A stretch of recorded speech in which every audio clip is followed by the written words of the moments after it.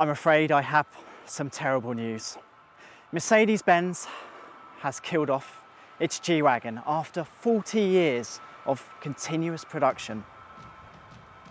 But before we have a moment of silence, have a look at the new one. And it is new, despite looking exactly the same.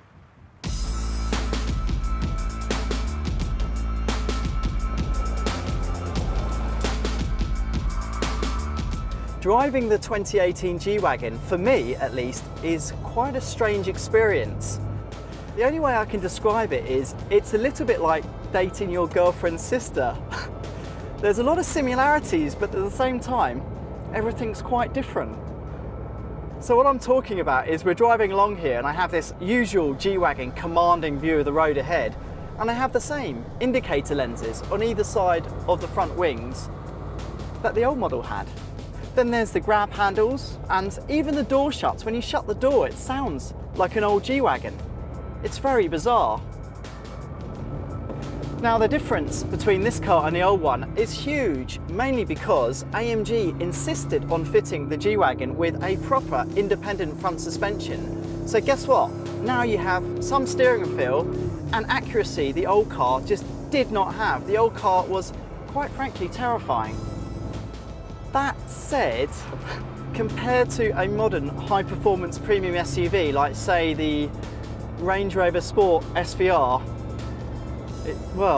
it doesn't really compare at all, because this thing is quite scary when you're going around bends like this. And there's a lot more roll, and there's a lot more weight to deal with. Well, there isn't much more weight. It's about the same weight as an SVR, but this certainly feels in it. And I think that's because this car carries on using the old car's separate chassis.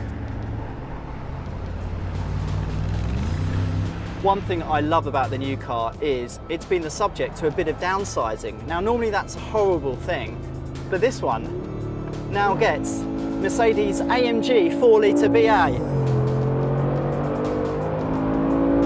And it sounds like that.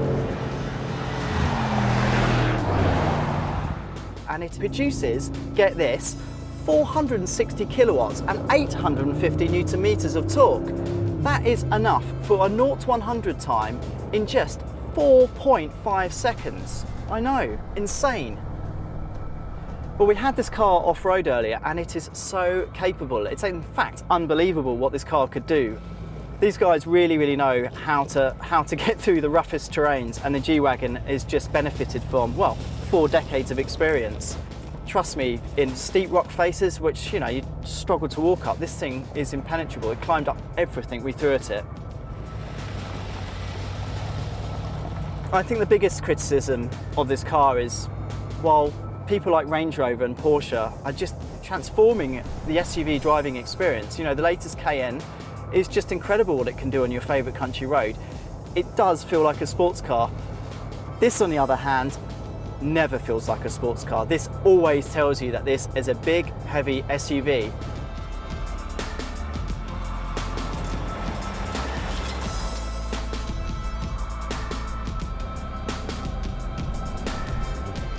Some of the other weak points about this car are, well, we were driving it pretty hard up the mountain earlier, and the brakes didn't feel quite as strong as you thought they would, considering the weight and the size and the performance. But I think that's just a silly gripe from a spoilt car journalist who had a full tank of petrol to play with.